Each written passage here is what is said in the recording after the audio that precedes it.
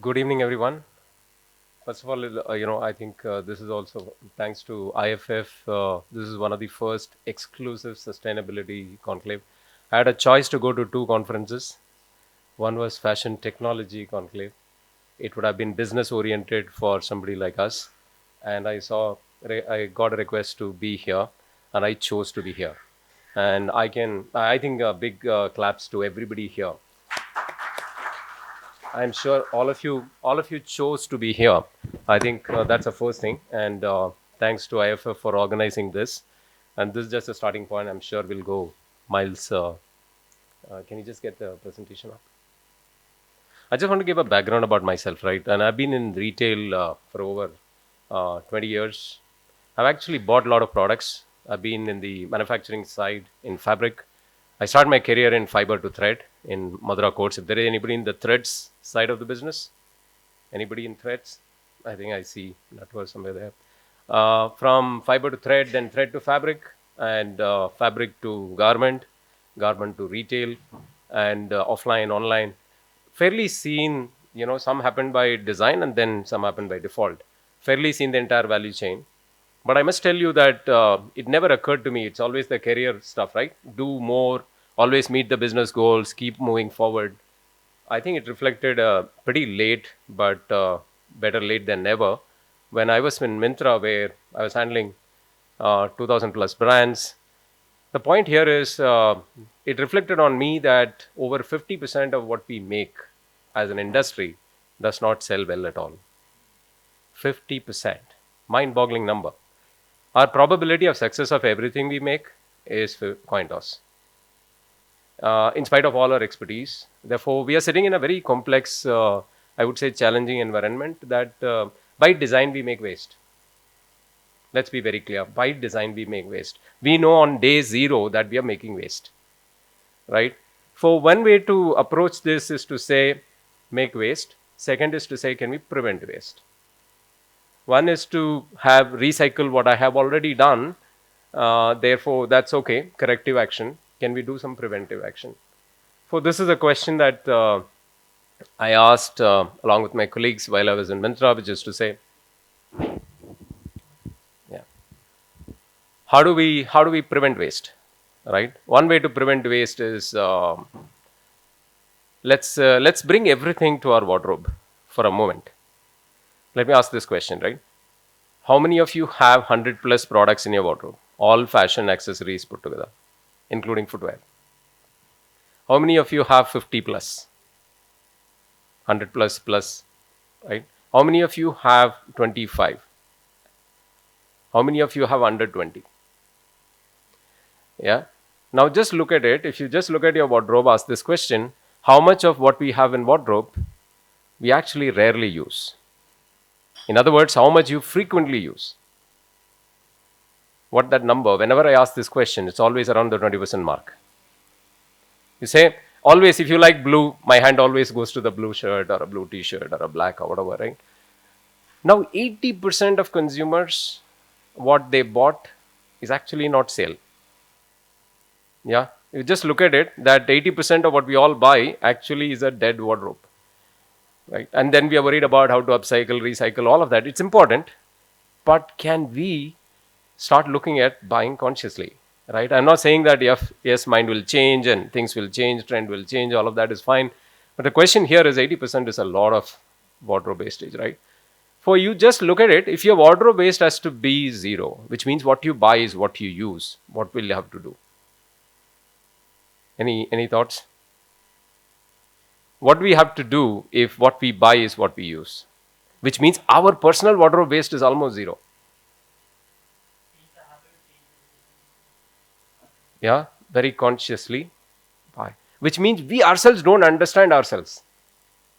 We are the consumer, right? We are the consumer, and everybody is harping on this consumer's purchase, and post transaction data is what all the brands use, thinking that this is what I'm taking data driven decisions. What data do they have?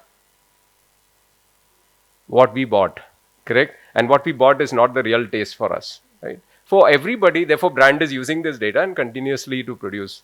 For what I'm just saying is, therefore, if we consciously understand what consumer really wants, our wardrobe will come down. And if brands understand what consumers really want, right, the waste between brand and consumer, this coin toss will come down.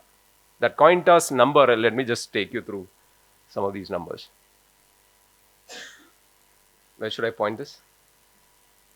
Can you move this on my behalf? Can you go to the next slide, please? Yeah, keep moving. Yeah, that's, yeah, now let's look at the kind of waste that we are generating. Move forward.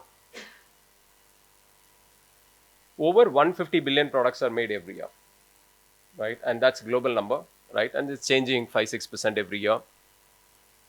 Move forward. Just guess, this is the kind of products going to landfills every year, right? 50 billion products, right? I just actually going through some numbers. These are not fabrics or something, but just to give you, plastic bottle to decompose, how many years will it take when it goes to landfill? Any guesses? Sorry? Yeah, it's anywhere between 70 to 450 years for a decomposition of this category. For just to look at, whatever landfills, depending on what item it is, it can take many years for something to get decomposed. Move forward. That's the amount of carbon generated every year in the unwanted products that we have made. This is just the extra. If you would have prevented that excess surplus, we would have saved so much of carbon footprint. Move forward. That's the amount of water wasted every year for just making products which nobody wants. If I have to convert this into deforestation, we are uprooting 5 billion trees every year, assuming that every tree consumes X kg of, produces so much of, absorbs so much of carbon dioxide. That's the amount of carbon equivalent that we are seeing. Yeah, move ahead. Now, what I just want to share with you is that it's sustainability, I think Naresh also mentioned and others also mentioned, is sustainability is just not environmental sustainability. For example, if you can't even, meet your means, etc., then you will not think about what will happen to the earth. As an organization, we all need to be sustainable. I was just looking at what is the economic sustainability of the industry. If you just look at EBITDA profit of the industry globally, it's been declining over the years. That steep decline is COVID, but if you remove that aberration also, it is continuously falling down.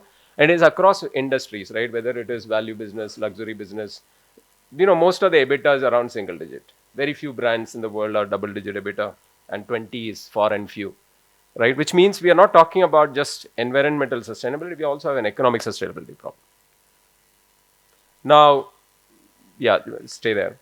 Now, the question here is that what is the solution? And I'm sure each one of you are coming from different part of the value chain, right? You might be making thread, you might be making fiber, you might be making fabric, or you might be making an accessory, or you're actually a brand owner orchestrating everybody, right? But what is the solution for this? If you have to think from first principle, like what has happened in advertising. Advertising used to be broad brush, right? Throw a lot of money in TV, let everybody see, somebody will be relevant and they will buy. So that was wasting a lot of resources, right? Imagine that something like that can happen to our industry, where exactly that person's want is satisfied using that single piece. Theoretical right now, but a lot of hypothetical stuff has happened over time, right? So if you do that, which is making for one, if the industry can make for one, right, as that one person wanted, and the entire value chain is able to deliver, theoretically we can remove wastage, right? But is that practical? Not now. We don't have technology, and even the tailoring cannot meet the mass billions of garments that we are talking about. What could be the second solution? Second solution, yeah, just go to the next one. There are a lot of youngsters today. I've asked this in audience, and I'm not sure, right? Maybe in this audience, right, where there are people who buy products just to look good in social media. Have you heard about this? People actually buy saying that, I want to have a nice selfie, right? For these products which are bought only for digital needs, should we even have physical product? Okay. And I think fashion CEOs will kill me, right? Now, what are you? You're anti-business, right? But just looking at it from a holistic perspective, which is to say, then we can have digital products, right? Clothe yourself digitally, have fun and get all the likes and engagement, and we don't waste all the earth's resources. And even that digital has some carbon footprint, which is 1% of the total carbon footprint, which means 99% carbon footprint will be less. Now, but that's a very small portion, but that number is also changing. Yeah, in 21 itself, you saw billions of dollars, but compared to trillions of dollars of our economy, for much smaller. For not the permanent solution, but yes, partly. Yeah, next one.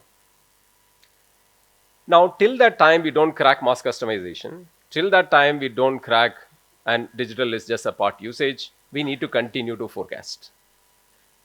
Whichever part of this value chain are you doing forecast? Yeah, each one of us are doing some forecast, right? And let's be very clear, all forecasts will have error. That's why it's called forecast, right? And therefore reality will be different, and the longer the lead time and all of that, right? So these are the issues of today's forecast, right? Which is, today's forecasts are very slow and subjective. Are you still going through spring summer 2024 reports, which are made in 23? They are static in nature. They don't change when the time changes. Yeah, let's be very clear. The industry mostly runs like this even today. People are forecasting next year, assuming everything is fixed in time frame and it's all frozen. Customer taste and preferences are dynamically changing, but we are working with static forecast, right? So that's one. Unreliable, just by proven by numbers. Unresponsive. When something changes, the trend doesn't change and the lead times are long. Therefore, whatever calls I have taken, they remain frozen. They're ineffective, unscalable, expensive. I've been part of through this journey. Therefore, it's not blaming the system, nothing, right? I'm just saying status quo of where we are today. Moving forward. Now, this is a big elephant in the room, right? Now, this process is actually creating most of the wastage. You decide the colors to make, decide the silhouette to make. Then we go and make a factory to be very sustainable. That is very important. We have to do it. Factory has to be sustainable. Everything to be sustainable. My question here is, the biggest part of the value loss or the wastages is generated at this stage, right? Can we reduce this is the question. Moving forward. Now, the fundamental thought here is that we can do this if we put somebody at the center. Who's that? When we take these decisions, who can we put at the center? Absolutely. Consumer. If we can put customer at the center and then take those decisions. But the question is challenging, right? Customers don't know what they would need in the future, correct? But are there customer signals that we can get, right? Which can be a surrogate of customer preferences over time. Now, that too in a dynamic world, how is it possible? Now, that's a problem to be solved, right? Now, is this something that we are saying for just, let's go forward. This is also what Gartner is saying, right? Now, Gartner has just looked at, just move forward to the next one. Go to the previous, sorry. Now, what Gartner has done is they also looked at how today industries function, right? What they have said is most of the brands and retailers today are pushing a category to customers through the value chain, saying that, okay, I'm a dress manufacturer or dress brand, push all the dresses based on my understanding, category to customer. Instead, put customer at the center, all functions in the organization work with the customer. What does that mean? Planning happens with customer at the center, with all the insights of the consumer coming on a dynamic basis. If you do that, we reduce a lot of wastage, right? Which is just not product wastage. We will reduce the entire cycle wastage. Yeah, move forward. Now, how does one spot consumer trends on a dynamic basis, on an ongoing, on a perpetual way? Any ideas? If that was available, right, and if that can be used, there are two things. One is insights available and we being able to use. What would it take?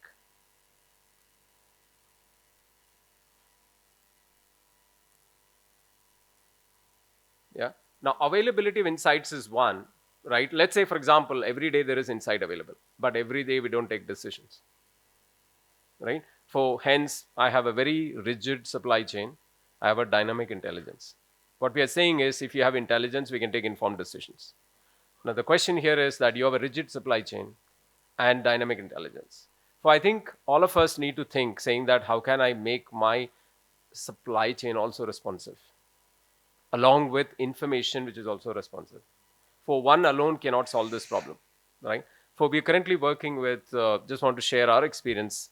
We work with one of one of the top five global brands. Now this company, in fact, created a cell.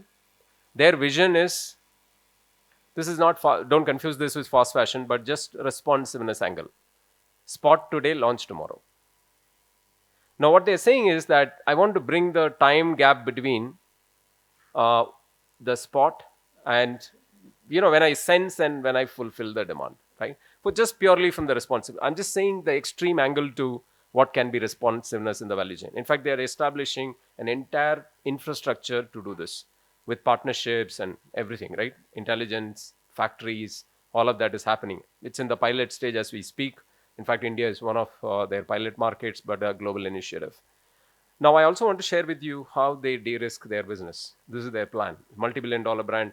What they're doing is splitting this into three parts. Before I make even a product, can I even test without making a sample? Can I test whether this will work well or not? If I can predict potential customer demand of a product even before I make it, then I decide even to make a sample.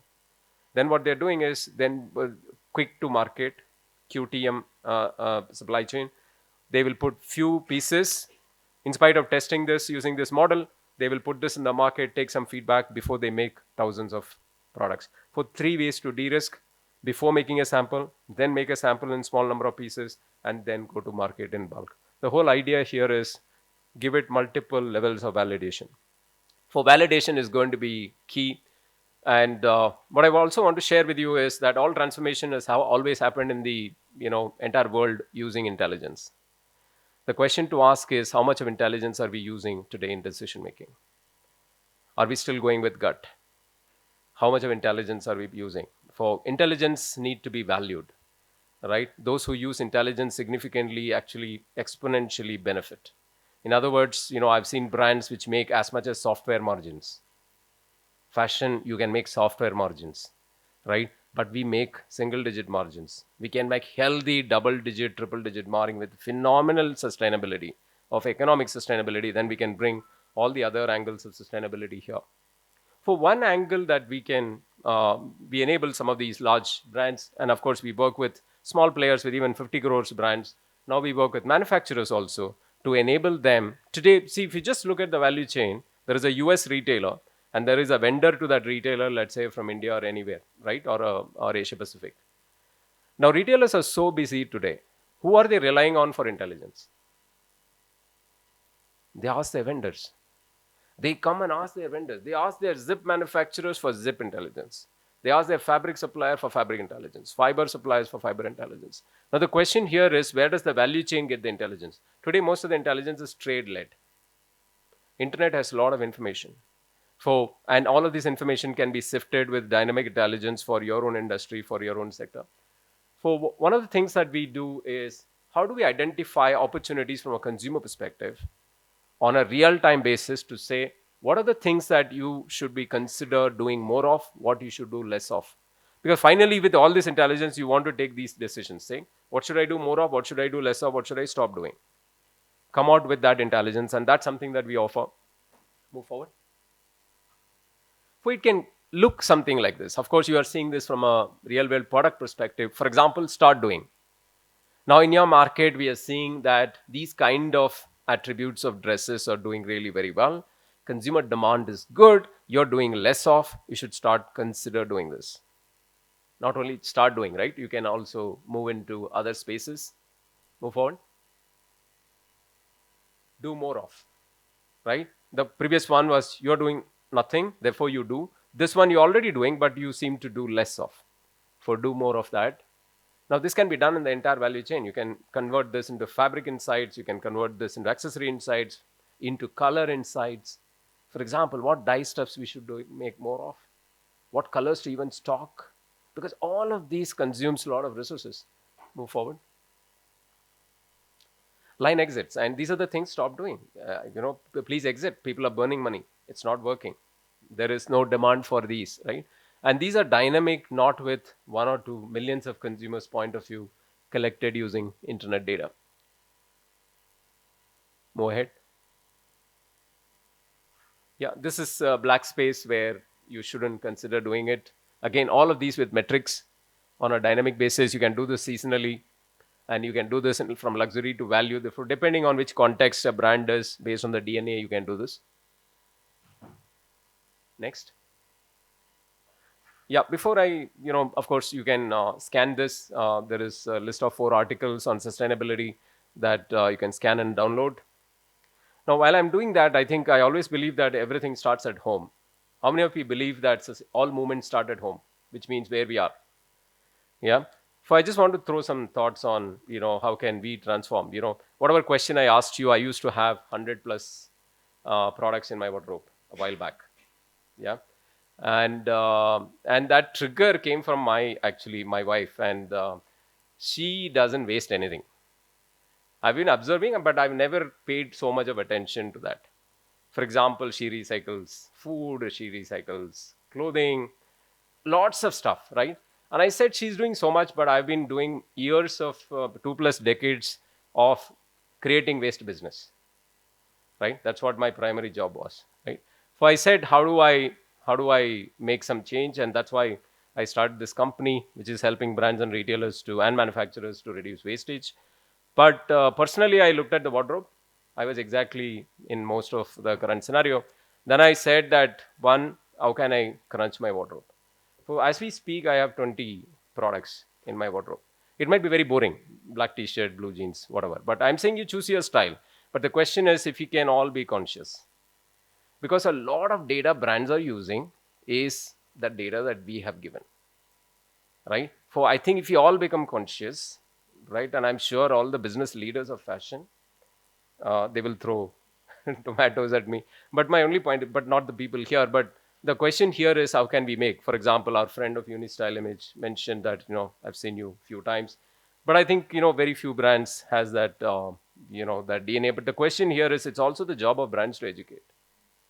It is also the job of brands to educate today's consumers. They do know they at some extent, but I think they're all driven by trend, fads, all of that. But I think how many of our brands are educating, saying buy less, buy right. Now these are very contradictory point of view, right? Buy few, keep it for long, right? These are not the messages today we see, right? 50% off, buy more. What I'm saying, there is a responsibility for consumers here, because I'll come to brands next, right? It's not the brand's problem all the time. It is consumer problem first, right? Consumer education, then the brand's responsibility, and everybody in the brand supply chain. And of course, I have some pointers for Naresh. We'll discuss that. I want to leave you with one question to think. Maybe as we do the fireside chat with Naresh, we'll talk about this. Who should, uh, who should be taking share of this pie? This is a big question getting debated on sustainability. Should everybody do this equally? Irrespective of where we come from, what's the size of our business, right? What's the nature, or what's our position in the value chain? Who makes the maximum money in the value chain of fashion? Who makes the maximum bucks? Tier 0, which is? Where does most of the profit in the value chain sit? Landlords.